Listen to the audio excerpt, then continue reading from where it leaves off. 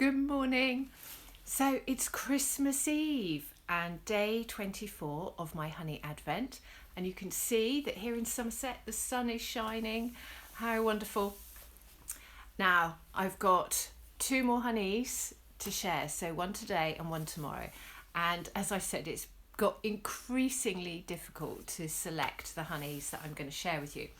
But because I'm now starting to prepare all the food and things for tomorrow, and one of the things I'm going to do is make my own marzipan, which is the first time I've ever done it. And partly because I really want to know that I've got organic ingredients, and I've not been able to source organic marzipan, so I'm going to make my own. So it seemed appropriate that today's honey is almond honey. Almond honey. Now, I wasn't aware that you could even get almond honey, and until I came across this company, Almond, who are in the Midlands of the UK. And the more I get to know about them and the more I talk to them, the more interesting they are, and I just really love what they're doing. And I suggest you look into them. They've got an online shop which is called Nature's Shop UK, but and they have markets all across the Midlands. But what I love about Almond is that, like Ilanga Nature, they work directly with beekeepers. So they work with beekeepers in Morocco, in Spain, and in the UK. And the idea is that they're just supporting pure, raw honey. And it works. And what I'm really, really excited about is they are now working with Ilanga Nature. So those of you who've tried to get Ilanga Nature honey from Madagascar, it's really difficult with the shipping. It's very expensive, even from their European hub in Belgium. So it's really exciting that now Almonds are going to have Ilanga Nature honey. So Almonds have over 40 varieties of honey, and they have the same values as me. So today I'm going to be sharing the almond honey. Now, the reason I want to share almond honey is because there is quite a story about almond honey. So I don't know the beekeeper from here. This is from a little province in Spain that Almonds work directly with. So, almond honey. I'm going to taste it first. Good morning. I'm going to taste, this is almond honey for Christmas Eve. So you can see it's quite liquid, and it is an interesting honey. Now, I love almonds. I love ground almonds. I love whole almonds, flaked almonds, really love them. And what is interesting is the honey doesn't taste like the almonds. So I've got quite a few other honeys that taste of almonds but have no almonds in them. But almond honey doesn't taste of almonds. So here we go. It's quite liquid.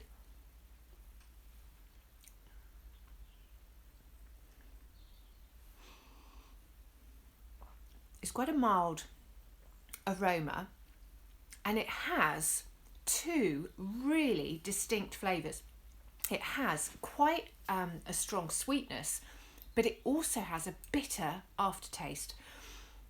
Really, really interesting. It's not as bitter as, say, chestnut honey or arbutus honey, but it does have a bitter flavour. So I suppose it's like having the pips or the stones, which is interesting because almond actually contains amygdala, which can be a toxic substance. So the whole almond pollination and almond growing is really interesting when it comes to bees. So I'm just going to have a bit more.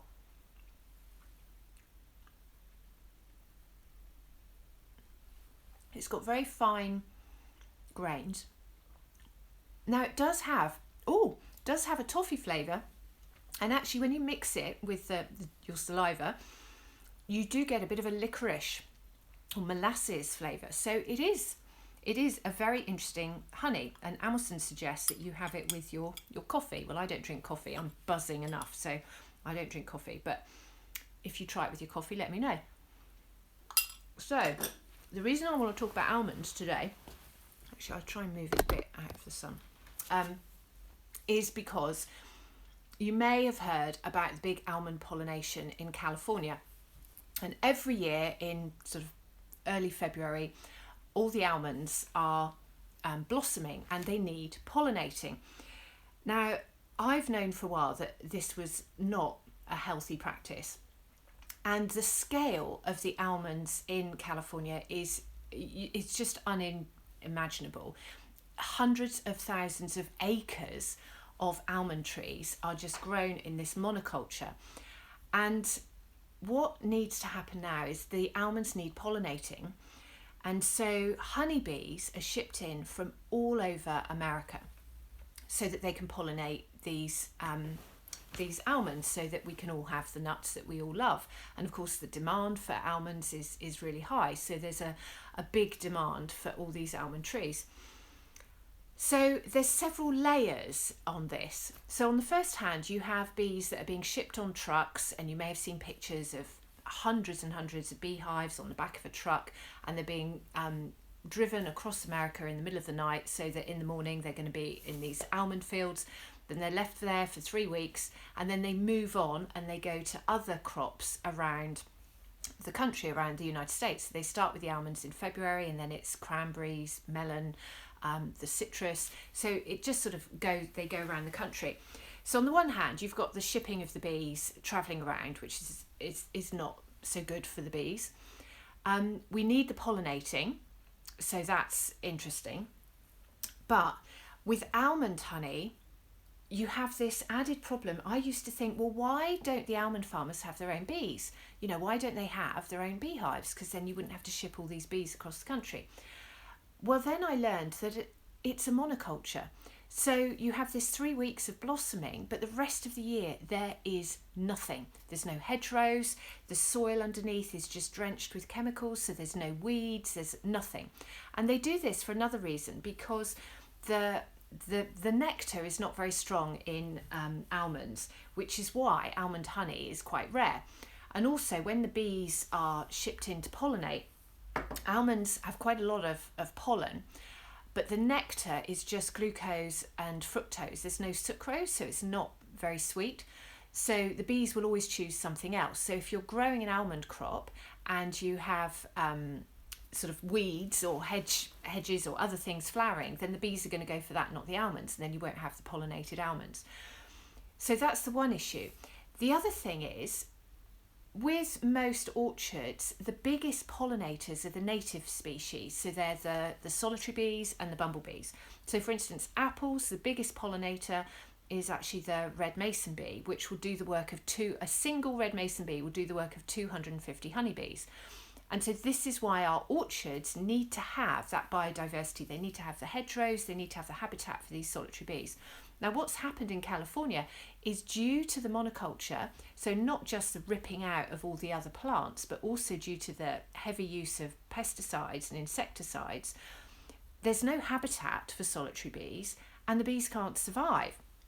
And then add to that honeybees can't survive because there's only 3 weeks worth of food. Now, there are there are changes in this. You know, there are some farms that are trying to actually have their own, bio variety, and so they can have the mixture of bees. But that's very much in the minority. So you've got all these bees being shipped around, and so the whole almond thing is a real case for, if you want to support the bees, you really should be buying organic almonds, because to perpetuate this unsustainable way of farming almonds is just awful. So that's what I really wanted to talk about today. Now then, when I went to Appomondia last year, I found more layers of understanding about this whole almond thing. And a lot of the beekeepers in America, if you're a commercial beekeeper, you're obliged, it's almost compulsory, a lot of pressure to provide your bees, or a large proportion of your bees, for this grand pollination that goes on. So, and I very sadly met some beekeepers who had donated their bees or provided their bees for this pollination, only to find that when they collected them again after the 3 weeks, they were dead. There were so many bees dead. So this is where the whole colony collapse disorder started, was with this mass pollination, and farmers realising that they were losing so many more bees than would be expected. So to give you an idea, in Bhutan, where you have an organic agriculture and you do have bee farmers, but it's all on a smaller scale. when I asked the authorities about what their annual loss was of bees, bear in mind with winters there it gets really cold. You imagine in the Himalaya, you know how cold it can get, and they didn't quite know what I meant, and they were saying, well, we might have one, and I was like, oh, 1%? No, one hive might be lost, and it would be due to a bear or perhaps a tiger.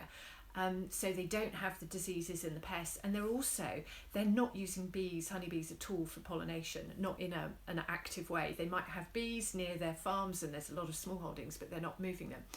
Now it's normal to expect a sort of 10 to 20% loss of your bees over the winter, and people get used to that. But when colony collapse disorder started, they were finding losses of 50 to 90% of their bees. So some bee farmers were losing all their bees, and they were just either completely dead, so a big pile of dead bees outside or inside your hive, or they'd completely absconded.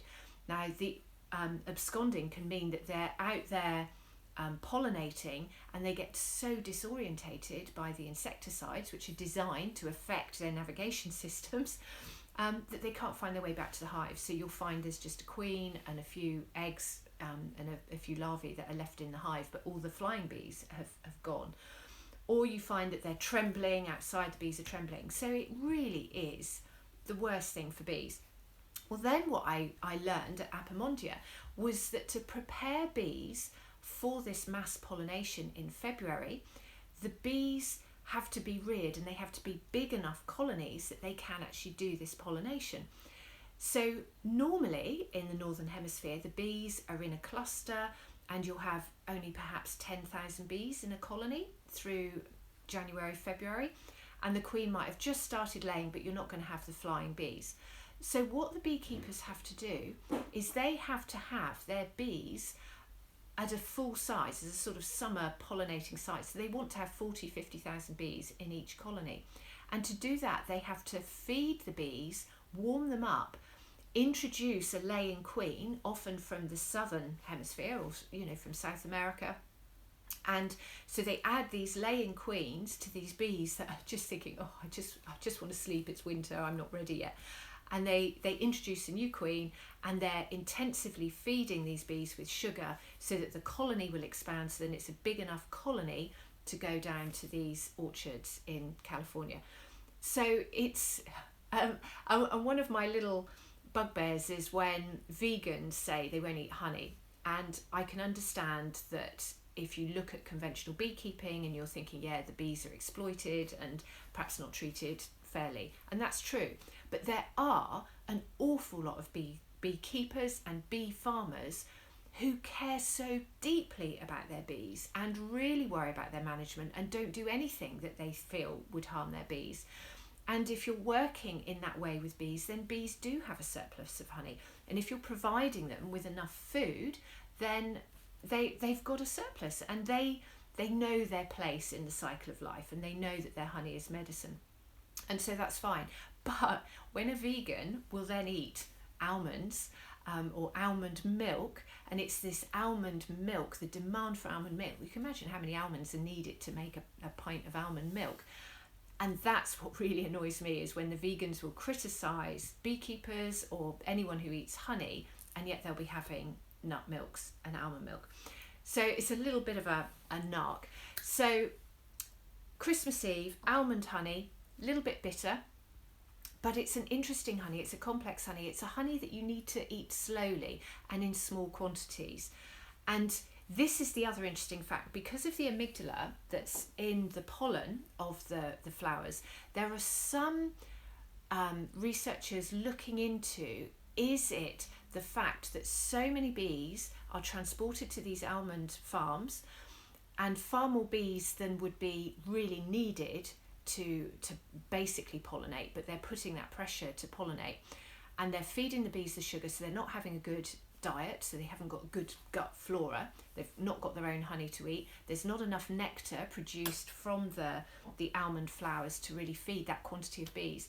So they're actually overdosing with the amygdala, which is like a cyanide, a poison that's in the pollen of the of the honey and in the nectar. But by the time the bees process it, it's not toxic, it's no longer toxic, but the nectar from the flower is. So could it be that by intensively forcing the bees with one big plate full of almond blossom and nothing else to eat with it, that could be poisoning the bees?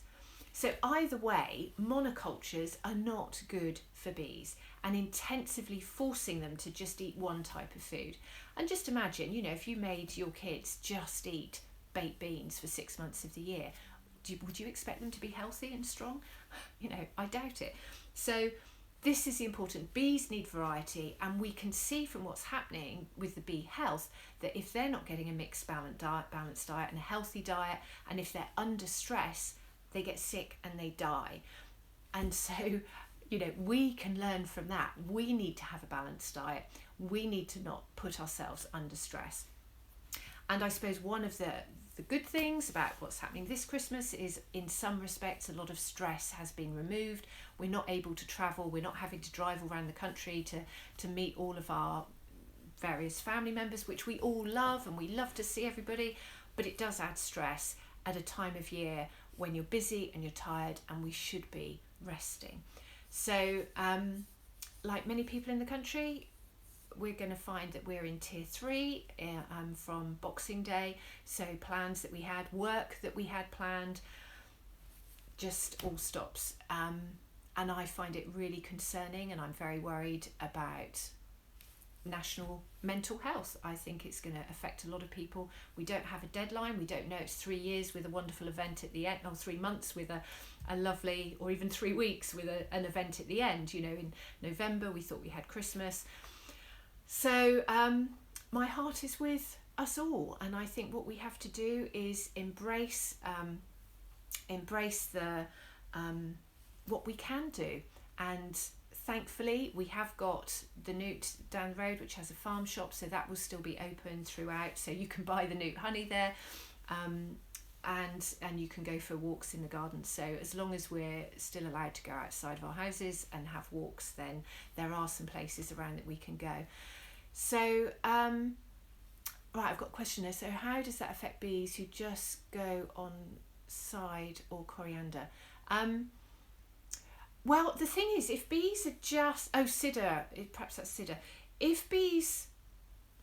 When bees are foraging, so for instance, where I work with bees, you'll have perhaps apple blossom. And if you go and visit that hive and they're bringing in the apple blossom, and there's ways you can tell, you can weigh the hive, you can see when they've had a nectar flow. Things like dandelion, you can actually see it inside the hive. The colour is so bright yellow that that's dandelion honey. And if you just take a small amount out, that you've got the dandelion honey. But then throughout the year, they're getting lots of other varieties as well without moving them. So this is what we need to look at, is our environment, that we have seasons of different flowering things. And it is good to have a big sweep of one type of plant, because just like us, at Christmas it might be wonderful to have a whole load of, I probably eat more satsumas and clementines in this week than I do the whole of the year put together. So I'm having a bit of a binge, but actually that's my vitamin C boost. And because I'm eating seasonally, and I know that, they're seasonally, they're other countries, it's the harvest, the Spanish harvest now, and so they're shipping them over here. So that's the thing, it's eating seasonally and not having, for instance, strawberries, throughout the year. You're not getting that same variety, and I suppose that's the thing. It's adding stress. And perhaps if we only had potatoes and we had to go through quite a bit of stress to get those potatoes, and that was all we had to eat, we would become sick. And this is what's happening to bees, is they're being forced to have one thing at a time. And even though I may have a single variety dandelion honey, or you could have a cider honey, or you could have a coriander, it's not 100% that plant, because there's always other things around. In a natural environment, there's always other things that the bees can feed on. And to declare a honey as a single variety honey, some honeys only need to be 45% of that variety, because that variety has a distinctive taste or a pollen count that will allow it to be that kind of honey. So in a real environment, in a natural environment, the bees are always going to have a mixed variety of things. So, and the big issue is, if you're having this intensive farming in these monocultures, it's not sustainable. The soil is being so damaged that what's the quality of those nuts anyway? You know, if they're needing so many chemicals to go in them, and if there's no more nutrition in the soil. And it's the weeds and it's the other plants and the leaves and the mulch that put those nutrients back in the soil and give us healthy plants. So it really is looking at our whole environment, our whole growing practices. And there are more and more environmentalists and growers who are proving that if we grow more organic food, we can feed the population. You know, this argument that we have to have monocultures to feed everyone is falling flat on its face, because it's a short-term goal, and we have so much food waste because the food that we're growing in these systems is so nutritionally deficit that we're still hungry. Whereas when you eat nutrient-rich food, you don't need to eat as much because you're full, your body is full, you don't feel hungry. And so we're growing all this corn, we're growing all this soya, we're growing all the almonds, the wheat, and yet that's not the food we need to eat. We need to grow more vegetables and fruit, and that's what we need. So today, sort of a lecture, but it's Christmas Eve. It's time to enjoy the festivities. Most of us will be having almonds in some sauce over the next, in one sauce or another, not as in a gravy, but just think about where you're getting your almonds from. So I know this is a sustainable almond orchard in Spain that has produced this honey. And just think about, where's your marzipan come from? Where do your almonds come from? And by choosing to buy organic, you will change the world and you will save the bees. So there we go. And I've got one more tomorrow. So join me tomorrow. I've got a very, very special honey. It's the perfect honey for a Christmas day. And thank you so much for joining me. Have a wonderful Christmas Eve. It's sunny here. I hope it's sunny where you are. And if you can get out, just get out. Get that vitamin D. Let's feel festive. Let it go. If you can't do stuff, just don't do it. And I'll see you all tomorrow. So happy Christmas Eve. Have a wonderful day. And thank you very much for joining me. Bye.